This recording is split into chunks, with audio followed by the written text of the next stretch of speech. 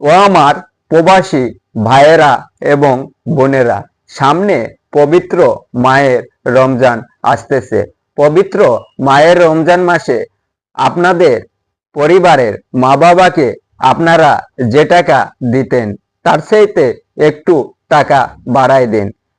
কারণ পবিত্র মায়ের রমজান মাস আসতেছে।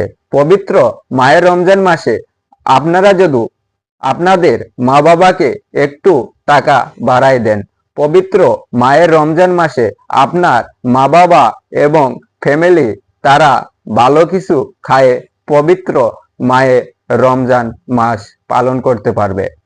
পবিত্র মায়ের রমজান মাসে দোয়া কাজে লাগে।